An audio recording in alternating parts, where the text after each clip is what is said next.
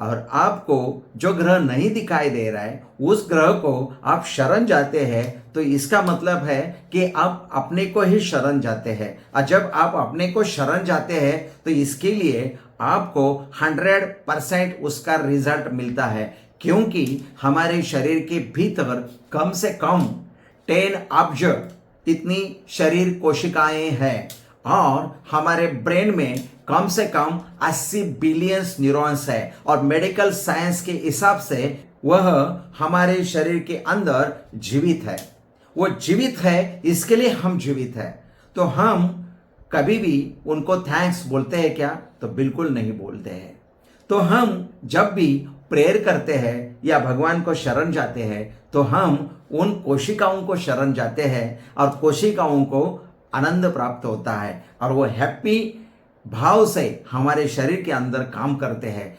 जब भी कोई भी काम हम हैप्पी मूड से काम करेंगे तब हमारा वही काम सफल हो जाता है। कितना बड़ा साइंस है देख लीजिए, इसके बारे में बहुत बड़ा लॉजिक है। लेकिन हमें किसी भी तरह का रिसर्च नहीं करना है। सर्च तो पूर्वजों ने करके रखा है, लेकिन हमें उसके ऊपर डाउट लेते हैं, ये क्या है वो क्या है। डाउट लेना अच्छी बात है, क्योंकि आपको रिसर्च करना है, इसके लिए आप डाउट लेते हैं। लेकिन केवल डाउट न ले, रिसर्च भी करें। रिसर्च का मतलब है कि वो जो पूर्वजों ने बात कही है ये सच है या झूठ है, उसके बारे में हमें थोड़ा तो सर्च करना पड़ेगा ना, तभी तो रिसर्च हो जाएगा। तो मेरे प्यारे भाई और बहनों, आपको रिसर्च करना बहुत जरूरी है। जब तक आप हमारे पूर्वजों ने जितनी भी बातें बताई हुई है वो सच है या गलत है या झूठ है, उसको साबित करने के लिए जब तक हम रिसर्च नहीं करेंगे तब तक हमें मालूम नहीं पड़ेगा कि ये सही है या गलत है। और जो गलत है उसको छोड़ देना है और जो सही है वही हमें हमारे जीवन में लाना है और उसको उपयोग करके हमें जीना है।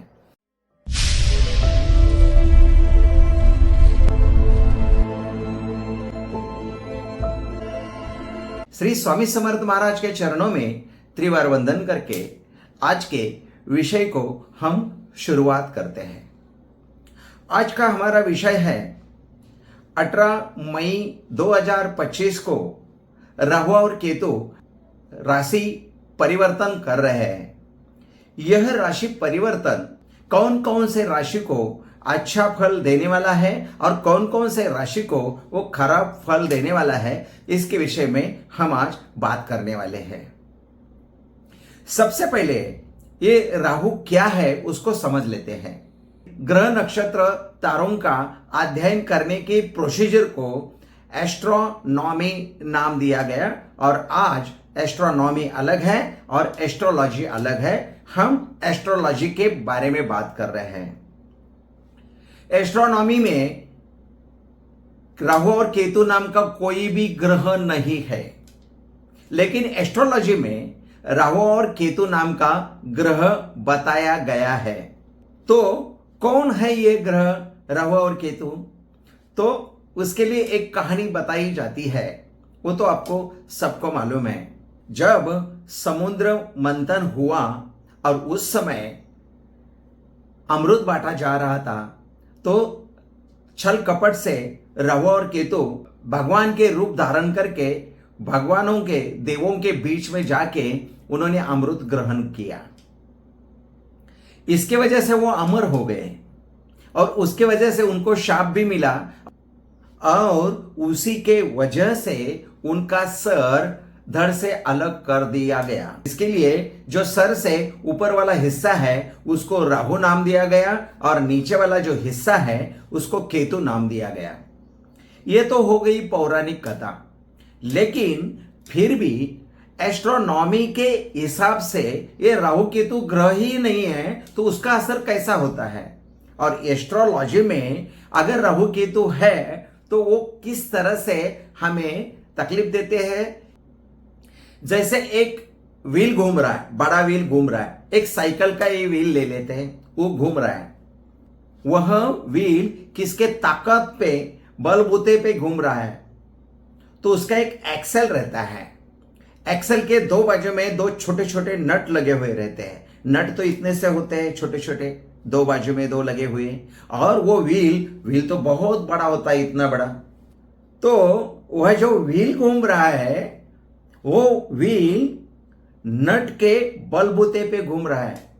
नट बोल्ट के ताकत के जरिए वो अपना परिक्रमा पूरी कर रहा है, अपना घूमने का काम पूरी तरह से कर रहा है। इसके लिए यही समझो पृथ्वी को एक सेंटर बिंदु भी है, और उसी सेंटर बिंदु को दिया गया नाम राहु और केतु है, ऐसे समझ सकते हैं। और एक बात समझाने के लिए मैं आपको समझा सकता हूं। हमारी जो छाया है, सुबह हम धूप में निकलेंगे तो सूरज पूरब की ओर से निकलता है, हमारी छाया हमें दिखाई देती है। जब सूरज शाम के टाइम पे पश्चिम की ओर निकल जाता है तभी भी हमारी छाया हमें क्लियरली दिखाई देती है। लेकिन जब सूरज पृथ्वी के सेंटर पॉइंट में आता है, यानी कि दोपहर में 12 बजे जब सूरज पृथ्वी के सीधा सेंटर पॉइंट पे आ जाता है, यानी कि पृथ्वी पे हम खड़े हैं और हमारे शरीर के ऊपर, मस्तिष्क के ऊपर सीधा जब सूरज आता है, तब हमारी छाया कहां जाती है? तो हमारी छाया तो हमको उस समय दिखाई नहीं देती। लेकिन इसका मतलब यह नहीं है कि हमारी छाया नहीं है। जो नहीं दिखाई देती है वो चीज नहीं है, ऐसा हम गारंटी से नहीं बोल सकते, क्योंकि वो है, छाया है, लेकिन हमारे सीधे शरीर के साथ में हमारे पैरों के नीचे चली गई है, लेकिन छाया है। उसी छाया का नाम ही राहु और केतु है। तो हम शुरुआत करते हैं, कौन से राशि को राहु और केतु कैसा फल देंगे। सबसे पहले शुरुआत करते हैं मेष राशि से। मेष राशि वालों को 18 मई 2025 के दिन राशि परिवर्तन होके लाभ स्थान में आ रहा है। यह राहु एक राशि में 18 महीने तक रहता है। मेष राशि वालों को वह राहु लाभ स्थान में आ रहा है। हमेशा राहु बुरा ही फल देता है ऐसा नहीं है, वो कभी कभी बहुत अच्छा भी फल देता है। तो अभी मेष राशि वालों को लाभ स्थान में राहु आने वाला है। अब राहु फल देगा, लेकिन केतु क्या करेगा? केतु पंचम भाव में बैठा है, और केतु को शरीर है और सर नहीं है। सिर नहीं होने के कारण उसके पास बुद्धि नहीं है। ताकत है, शरीर है, ताकत है, वो जिसके साथ में रहता है उसी की ताकत बढ़ाता है। केतु ग्रह आपके पंचम भाव में जा रहा है, और पंचम भाव होता है हमारे बुद्धि का, और केतु के पास तो बुद्धि ही नहीं है। और पंचम भाव अपने संतान का भाव रहता है। अपने बच्चों का ख्याल कीजिए, बच्चे स्कूल में क्या कर रहे हैं उसके बारे में सोचिए। मेष राशि वालों को एक बाजू से राहु लाभ स्थान में है, फल देगा, लेकिन केतु पंचम स्थान में है, तो पंचम स्थान में होने के कारण आपके बच्चों के लिए थोड़ा हानिकारक है। तो इसके लिए आपको बैलेंसिंग करके चलना होगा।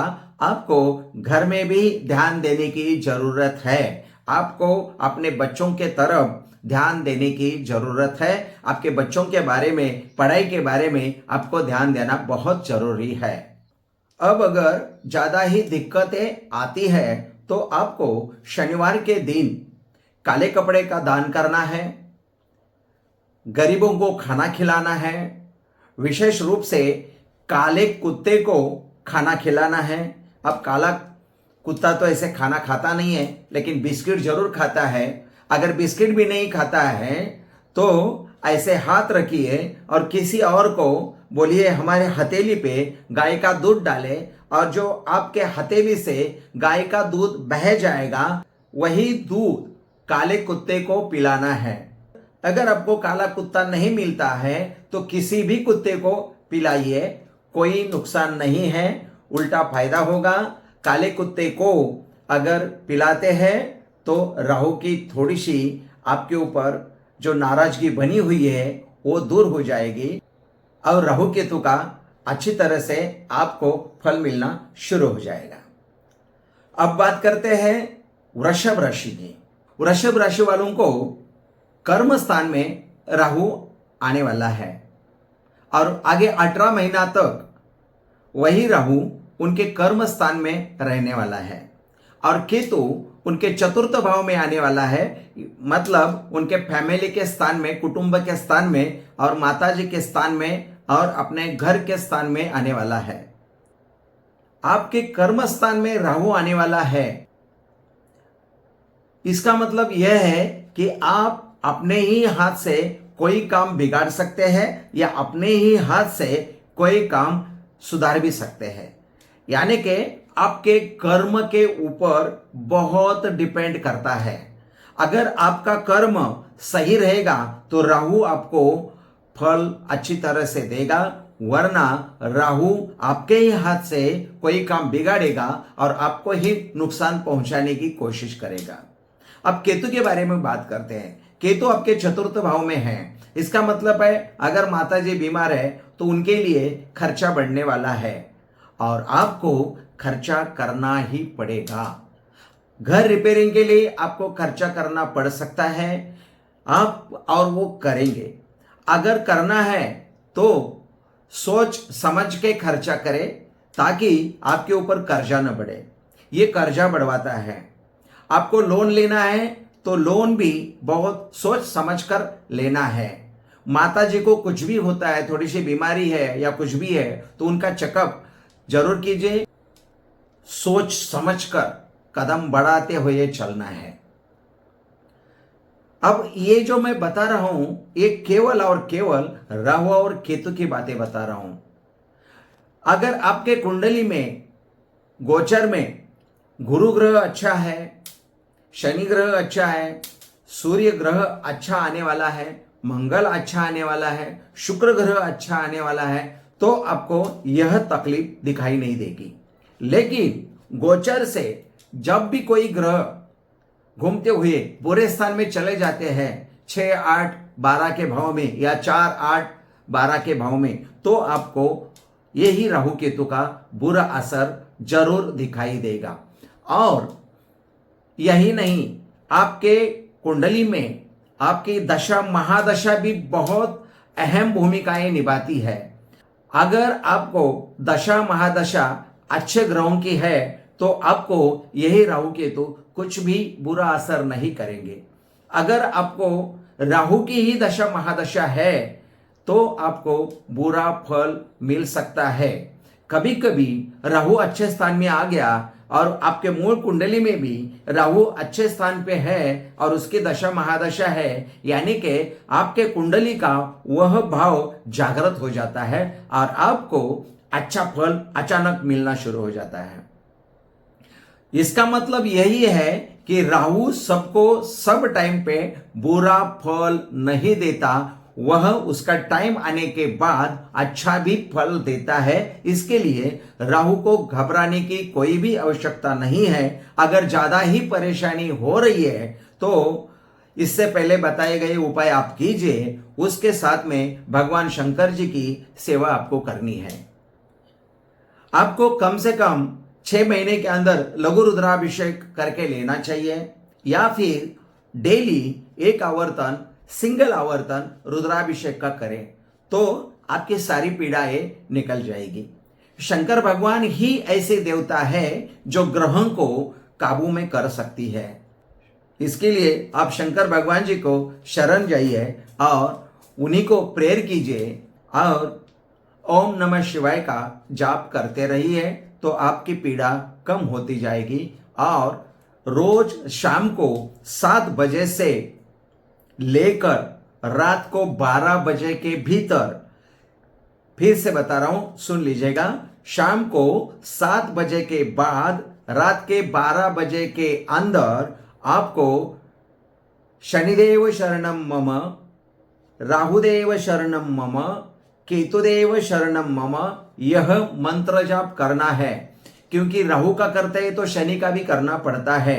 भले आपके शनि को भले आपको शनि की पीड़ा नहीं है, फिर भी 11 बार कीजिए या एक माला 108 बार शनि का मंत्र कीजिए। और अगर आपको अभी इस वक्त राहु की पीड़ा सता रही है तो राहुदेव शरणम मम, राहुदेव शरणम मम, राहुदेव शरणम मम, यह मंत्र काला हाकी के माल के ऊपर आपको जपना है और उसी माला को किसी को भी नहीं दिखाना है, क्योंकि आप जब भी मंत्रोच्चार करते हैं तो उसकी जो एनर्जी होती है वो माला संगठित करके रखती है। एक बार अगर आपने उस माला के ऊपर यानी कि काला हकीक के माला के ऊपर अगर आपने एक बार मंत्र जपना शुरू किया तो उसके बाद में वह माला किसी को भी नहीं दिखाना है। आपको वही माला गोमुखी की, कपड़े की गोमुखी मिलती है, एक बैग मिलती है बनाई हुई विशिष्ट प्रकार की, उसके अंदर वो माला रख के आपने ये तीनों उंगलियों से माला खींचना है और आपको मंत्र जाप करना है। इस प्रकार की काला हकीक की माला होती है। इस माला को गोमुखी में डालना है ताकि बाहर का कोई आदमी न देखे, और आपको ऐसे ही वो बैग होती है, गोमुखी बोलते हैं उसको, उसके अंदर हाथ डाल के आपको यही 3 उंगलियों से माला एक एक मणि पकड़ के उसके ऊपर राहुदेव शरणम मम, राहुदेव शरणम मम, राहुदेव शरणम मम, राहुदेव शरणम मम ऐसे मंत्र जाप करते रहना है। फिर उसके बाद में केतुदेव शरणम मम, केतुदेव शरणम मम, केतुदेव शरणम मम यह मंत्र जाप भी आपको करना है। और जैसे बताया गया वह शनि का भी मंत्र करना है, क्योंकि करना पड़ता है। शनिदेव शरणम मम, शनिदेव शरणम मम, शनिदेव शरणम मम, शनिदेव शरणम मम ऐसे इस प्रकार से अगर मंत्र जाप करते हैं तो वह मंत्र की शक्ति इस माला में जा बैठती है और आपका कोई भी काम नहीं बिगड़ता, आपके फेवर में ग्रह आ जाते हैं और आपको जो ग्रह नहीं दिखाई दे रहा है उस ग्रह को आप शरण जाते हैं। तो इसका मतलब है कि आप अपने को ही शरण जाते हैं, और जब आप अपने को शरण जाते हैं तो इसके लिए आपको 100% उसका रिजल्ट मिलता है, क्योंकि हमारे शरीर के भीतर कम से कम 10 अब्ज इतनी शरीर कोशिकाएं हैं और हमारे ब्रेन में कम से कम 80 बिलियंस न्यूरॉन्स है। और मेडिकल साइंस के हिसाब से वही हमारे शरीर के अंदर जीवित है। वो जीवित है, इसके लिए हम जीवित है। तो हम कभी भी उनको थैंक्स बोलते हैं क्या? तो बिल्कुल नहीं बोलते हैं। तो हम जब भी प्रेयर करते हैं या भगवान को शरण जाते हैं तो हम उन कोशिकाओं को शरण जाते हैं और कोशिकाओं को आनंद प्राप्त होता है और वो हैप्पी भाव से हमारे शरीर के अंदर काम करते हैं और हमारा दिमाग हैप्पी रहता है।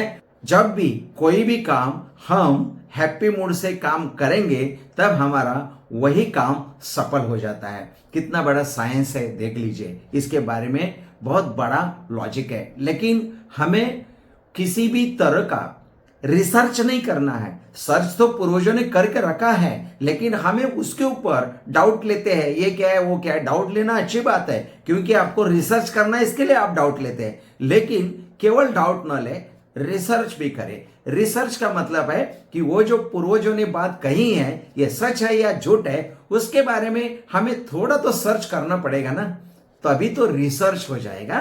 तो मेरे प्यारे भाई और बहनों, आपको रिसर्च करना बहुत जरूरी है। जब तक आप हमारे पूर्वजों ने जितनी भी बातें बताई हुई है वो सच है या गलत है या झूठ है, उसको साबित करने के लिए जब तक हम रिसर्च नहीं करेंगे तब तक हमें मालूम नहीं पड़ेगा कि ये सही है या गलत है। और जो गलत है उसको छोड़ देना है और जो सही है वही हमें हमारे जीवन में लाना है और उसको उपयोग करके हमें जीना है।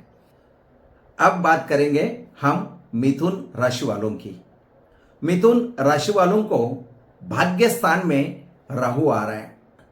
भाग्य स्थान का राहु मिथुन राशि वालों के लिए बहुत ही अच्छा फल देने वाला है, उनका भाग्य चमकाने वाला है, क्योंकि केतु सहज भाव में जा रहा है। तो सहज भाव का जो केतु है वो हानि नहीं पहुंचाता। और भाग्यस्थान का भी राहु हानि नहीं पहुंचाता। लेकिन किसी कारणवश अगर आपको कोई तकलीफ होती है तो आप, मैंने इससे पहले जितने उपाय बताए हैं उसमें से आप कोई भी एक उपाय कीजिए तो राहु की आपको सहायता ही मिलेगी। इस साल में मिथुन राशि वालों को बहुत बढ़िया फल मिलने वाला है, क्योंकि राहु उनके भाग्यस्थान में आने वाला है, गुरु ग्रह उनके अपने खुद के राशि में आने वाला है, और भी ग्रह बहुत अच्छे स्थान पे आने वाले हैं। इसके लिए इस साल की सर्वोत्तम राशि अगर कौन सी है तो मिथुन राशि कहे जा सकती है। मिथुन राशि वालों को यह साल में बहुत ही अच्छा फल मिलने वाला है। इसके लिए मिथुन राशि वालों को निश्चिंत रहना है। फिर भी ऊपर वाले की सेवा करते रहिए, प्रेयर करते रहिए और अपने इष्ट का ध्यान करके मंत्र जाप करते रहिए। अब बात करते हैं कर्क राशि वालों की। कर्क राशि वालों को 18 मई 2025 से लेकर आगे 18 महीने तक आपको राहु 8वें भाव में आने वाला है। 8वें भाव का राहु पैरों को तकलीफ देता है, अपघात करवाता है। इसके लिए आपको सावधानी से ट्रैवलिंग करना है। अगर आप बाइक चलाते हैं तो बिना हेलमेट का बिल्कुल भी बाइक न चलाए। यही 18 महीना आप बाइक चलाए ही नहीं, अब वो बेहतर रहेगा। अगर चलाते हैं तो बहुत सावधानी से चलाइए। आपके लेफ्ट पैर को कुछ लगने की संभावना बनती है। आपका धन का नाश भी होने की संभावना है, क्योंकि 8वें भाव में जो राहु आ रहा है उसकी सीधी सीधी नजर आपके धन स्थान में होती है। आपके धन स्थान में ही और आपके वाचा स्थान में ही, वाचा स्थान और धन स्थान एक ही होता है, वही स्थान में आपका केतु भी आ रहा है। और केतु को तो सर ही नहीं है, सिर्फ धड़ है, तो सिर्फ शरीर है। तो शरीर होने के कारण वो जिस भाव में बैठेगा उसी भाव को एक्टिवेट करता है। तो आपके धन स्थान में केतु आ रहा है, यह अच्छी बात है। लेकिन आप किसी को भी किसी भी तरह से बुरी बात नहीं कहनी है, किसी को भी गलत बात नहीं कहनी है, किसी के भी ऊपर गुस्सा नहीं करना है, वरना आप कुछ बोल देंगे, सामने वाला कुछ और समझेगा और उसके बदले में आपको आपका कारोबार में हानि हो सकती है, धन का नाश हो सकता है। इसके लिए आपको बड़े सावधानी से यही 18 महीने निकालने हैं, क्योंकि आपको राहु और केतु अच्छे स्थान पे नहीं है। आपके ससुराल में अगर कुछ तनावपूर्ण भूमिकाएं हो रही है तो आप शांति से दिन निकालिए। यही राहु जब आपके सप्तम भाव में आएगा तो ऑटोमेटिकली 18 महीने के बाद में यही सारे प्रॉब्लम सॉल्व हो जाएंगे, वरना कुछ भी नहीं मिलेगा। इससे अच्छा तो आप शांत रहना पसंद कीजिए। जब भी आप शांत रहेंगे तो ही आपका काम बनते जाएगा, वरना आप ही आपका खुद का काम बिगाड़ के रहेंगे। अब बात करते हैं सिंह राशि की। सिंह राशि वालों को पिछले 18 महीने से बहुत ही परेशानियां झेलनी पड़ी थी, क्योंकि उनको 8वें स्थान का राहु था। लेकिन 18 मई 2025 से लेके उनके लिए राहु उनके सप्तम भाव में आ रहा है और केतु उनके लग्न में आ रहा है। यही 18 महीने राहु और केतु क्या फल देगा, तो आपके लाइफ पार्टनर के लिए खर्चा होगा, यही हो सकता है, इसके अलावा कुछ भी नहीं होगा। अगर बिगड़ेगा तो आपके बिजनेस पार्टनर का भी आपके साथ में तनावपूर्ण भूमिका हो सकती है, लेकिन आपको शांति से हैंडल करना है और आगे चलना है। अगर आप ये शांतिपूर्वक काम करते हैं तो ये राहु केतु आपके लिए बहुत ही बेटर काम करके देने वाला है, वरना आपको थोड़ी सी तकलीफ हो सकती है। अगर आपको तकलीफ कोई होती है तो इससे पहले मैंने जो उपाय बताए हैं वो आप जरूर कीजिए, आपको सफलता हासिल होगी। अब बात करते हैं कन्या राशि की।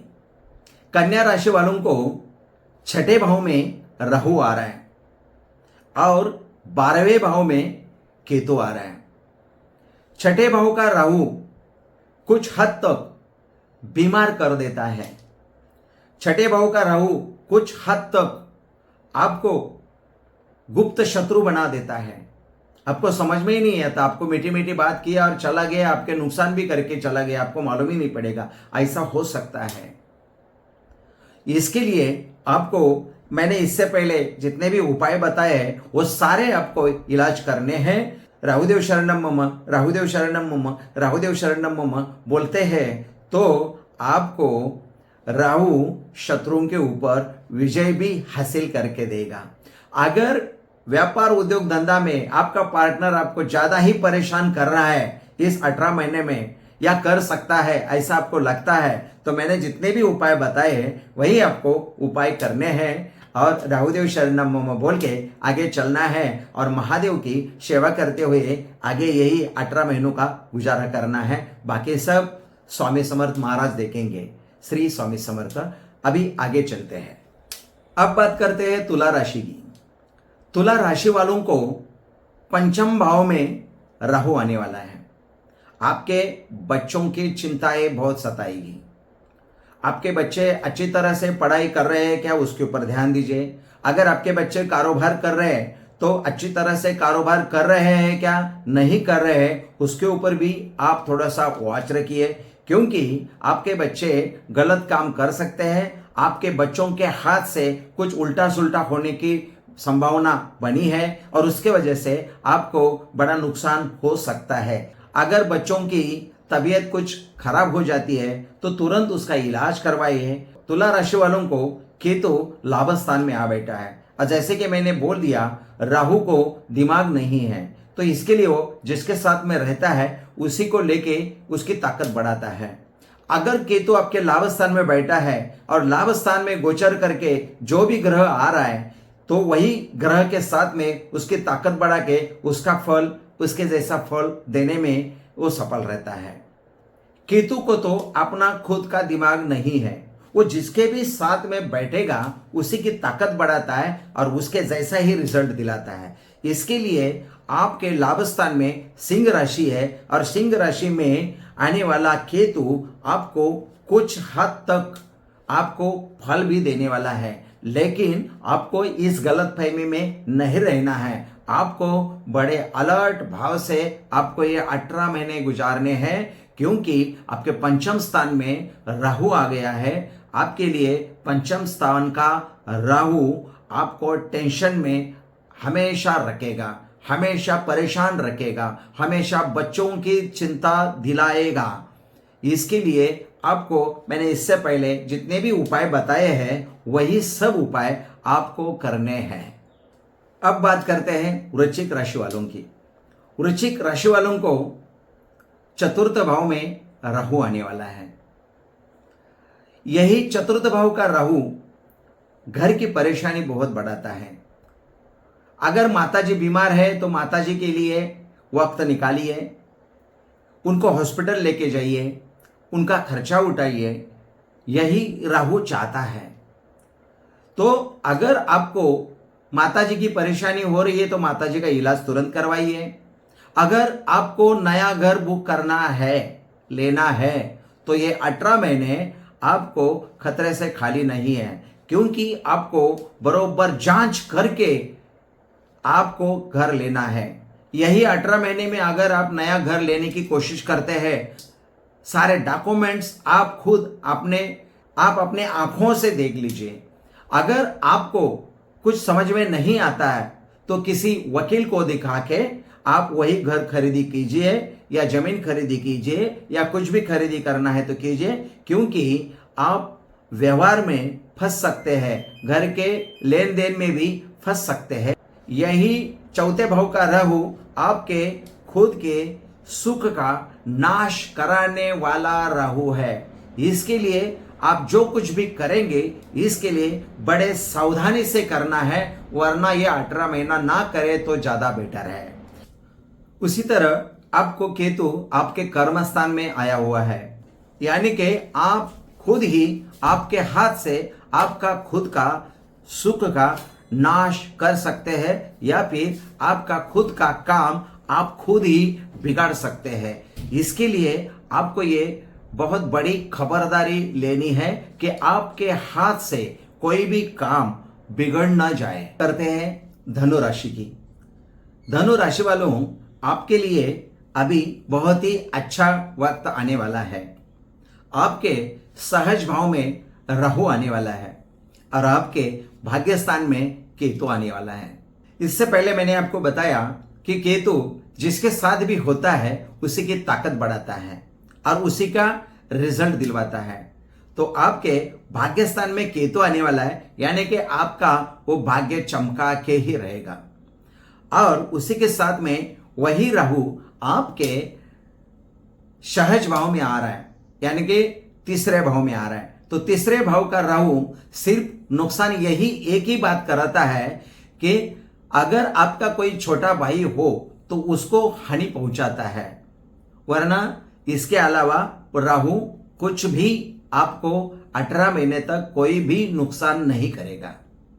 ये बेटर फल आपको देने वाला है, लेकिन और ग्रह भी बहुत जरूरी है। और ग्रह कौन से कहां पे आ रहे हैं, किस स्थान पे बैठे हुए हैं, वो क्या फल देने वाले हैं, उसके ऊपर भी बहुत सारा डिपेंड होता है। आपके मूल कुंडली में अगर दशा महादशा कौन से चालू है, वो क्या फल देगा, ये सभी चीजें आपको बहुत मायने रखती है। अगर आपको इसके अलावा भी कुछ परेशानी होती है, मैंने तो आपको बताया कि राहु केतु आपको बहुत बढ़िया फल देने वाला है, लेकिन इन बिटवीन अगर आपको कुछ तकलीफ होती है तो आपको ज्योतिष के पास जाना है, उनसे जान के लेना है कि अगर राहु केतु हमें अच्छा फल दे रहा है तो कौन से ग्रह बिगड़े हुए हैं, एक बार जांच करके लेना है। अगर अच्छा चल रहा है तो चलते रहिए, आपको किसी को भी कुछ भी दिखाने की जरूरत नहीं है। आप सिर्फ प्रेयर करते रहिए, ऊपर वाले का नाम लेते रहिए, हर हर महादेव बोलिए और आगे कदम बढ़ाते चलिए। अब बात करते हैं मकर राशि वालों की। मकर राशि वाले 29 मार्च को ही शनि के साढ़े साथी से निकले हुए हैं, यानी कि उनके साढ़े साथी खत्म हो चुकी है। उनको अच्छे दिन आना चाहिए, लेकिन 18 मई 2025 के बाद 18 महीनों तक उनको उनके धन स्थान में राहु आने वाला है, यानी कि मकर राशि वालों को धन स्थान में राहु आने वाला है और उनके अष्टम भाव में केतु आने वाला है। जैसे कि मैंने बोला कि केतु जिसके साथ में रहता है उसकी ताकत बढ़ाता है। अगर आपको गोचर से कोई ग्रह 8वें भाव में आते हैं तो उसी के साथ केतु आपको फल देगा। अगर अच्छा ग्रह आ बैठा है तो अच्छे फल देगा, अगर बुरा ग्रह आ बैठा तो उसके साथ में बुरा फल आपको मिलने वाला है। इसी को ध्यान रखना है, यानी कि आपके शनि की साढ़े साथी खत्म होने के बाद में आपको लाभ मिलने वाला है, वही लाभ मिलते नहीं दिखाई देगा या फिर कम दिखाई देगा। फिर भी आपको डरने की कोई आवश्यकता नहीं है। राहु सदैव बुरा फल नहीं देता, कुछ हद तक देता है, लेकिन वो देता जरूर है। लेकिन एक राहु की आदत है, वो किसी भी चीज को लंबे दिन तक नहीं खींचता, वो तुरंत यस या नो में परिवर्तन करके छोड़ देता है। लेकिन होगा क्या, अभी ये राहु क्या कराएगा, या होगा या नहीं होगा। उसको होगा तो हो तुरंत करेंगे, नहीं होगा तो तुरंत बोलेंगे नहीं होने वाला है। इसके लिए राहु का काम यही है, या तो करके देना या तो तोड़ फोड़ करके निकाल देना या नष्ट कर देना। इसके लिए आपको भी राहु फल दे सकता है, लेकिन आपको सावधानी से यही 18 महीने व्यवहार करना है। आपको इकोनॉमिकली बहुत ही सावधानी से आपको बचना है।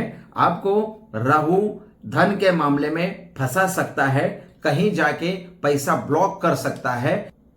हाँ, और एक बात जरूरी कहना चाहता हूं, आपको लगेगा कि मैं जुगार खेलूं या शेयर मार्केट में पैसा डालूं या फिर कुछ भी खेलते जाऊं, मुझे तुरंत पैसे डबल होंगे ट्रिपल होंगे, ऐसा आपके मन में आएगा और आप जिस जगह पे पैसे नहीं इन्वेस्ट करने चाहिए ऐसे जगह पे आप अपना जमा किया हुआ पूंजी इन्वेस्ट करेंगे और आपको नुकसान हो सकता है। इसके लिए आपको यही 18 महीनों तक बहुत ही सावधानी से रहना है। कहीं भी कोई भी बोलता है तो उसके कहने से आपको पैसे कहीं भी इन्वेस्ट नहीं करने हैं। आपको बिना मेहनत का फल मिलने वाला नहीं है। आपको मेहनत करनी बहुत जरूरी है। आप सोचेंगे कि मैं इस जगह पे इतने इतने 2 लाख इन्वेस्ट कर रहा हूं तो मुझे तुरंत ही 2 महीने 3 महीने के अंदर 5 लाख मिलने वाले हैं। नहीं मिलेंगे, वो 2 लाख भी जाएंगे और 2 लाख वसूल करने के लिए और 2 लाख आप डालेंगे, यानी कि आप 2 के 4 करने के बदले में आप ही 2 के 4 नुकसान में चले जाएंगे। आपको बहुत सावधानी से व्यवहार करना है। अगर आपको ज्यादा ही तकलीफ हो रही है तो मैंने इससे पहले यही वीडियो में जितने भी उपाय बताए हैं वो सारे उपाय कीजिए और हर हर महादेव बोल के आगे चलिए। आपका कोई भी बाल बाका नहीं कर सकता। अब बात करेंगे कुंभ राशि की। मतलब आपके ही राशि में राहु आ रहे तो आपको वो अच्छा फल देंगे या बुरा फल देंगे। आपके सप्तम भाव में केतु आ रहे, आपके परिवार के लिए, आपके फैमिली के लिए, आपके मित्र परिवार के लिए वो राहु कैसा होगा समझते हैं। राहु का अगर सच्चा दोस्त कौन है तो शनि भगवान है, और राहु के गुरु कौन है तो शुक्राचार्य जी हैं, यानी कि शुक्र ग्रह है। यानी कि राहु या तो अपने मित्र के घर में अच्छा बेनिफिट देगा या तो अपने गुरु के घर में बैठ के अच्छा फल देगा। लेकिन यहां पे कौन से भाव में कौन सा फल देगा यही बात चल रही है।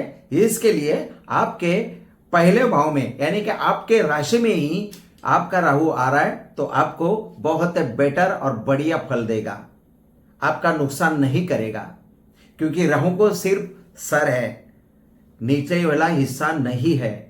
और आपके सप्तम भाव में केतु आ रहा है, उसको सिर्फ और सिर्फ धड़ है, ऊपर का हिस्सा नहीं है, यानी कि उसके पास दिमाग नहीं है। अगर आपके सप्तम भाव में एक ही गड़बड़ हो सकती है, सप्तम भाव यानी कि आपके पत्नी का भाव है। अगर आपके पत्नी को हेल्थ वाइज कोई प्रॉब्लम आती है तो आप उनको तुरंत दवाई कीजिए, वरना छोटी सी बीमारी बड़ी बीमारी का रूप धारण कर सकती है। और दूसरी बात, अगर आपके पार्टनरशिप चालू है तो उनके साथ में तनावपूर्ण भूमिका न निभाएं। बिल्कुल शांति से फ्रेंडशिपली उनके साथ व्यवहार रखिए, उनके साथ में मैत्री का व्यवहार रखिए। अगर कुछ बिगड़ भी जाता है तो भी कैरी ऑन कीजिए। कभी कभी होता है ऐसे कि मेरा पार्टनर मेरा ज्यादा हिस्सा लेके जा रहा है, मुझे कम मिल रहा है, तो ये ऐसे टाइम पे ऐसे होगा। आप पेशेंस रखिए। ये जो टाइम आया है उसको निकल जाने दीजिए। ये टाइम निकल जाने के बाद में वो खुद ही आपको अपना हिस्सा देगा। आपके राशि में ये राहु आने वाला है। कभी कभी राहु बिगड़ जाता है। बिगड़ जाता है मतलब कैसे बिगड़ जाता है? अगर आपको गोचर से कोई ग्रह बुरे फल दे रहे हैं तो राहु भी बुरा फल देना शुरू करेगा। वो रुकता नहीं।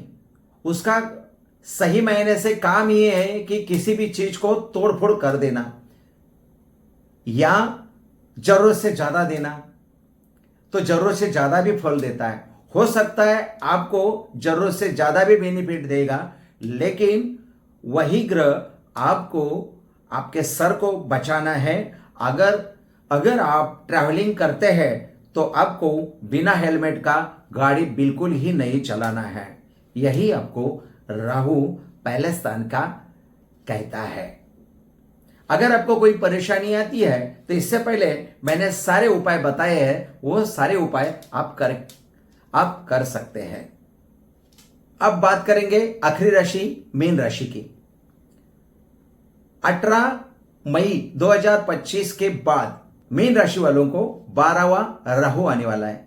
यही 12वां राहु थोड़ा सा परेशानी करवाता है, नुकसान करने की संभावना है, लेकिन यही राहु आध्यात्मिक प्रगति भी करवाता है।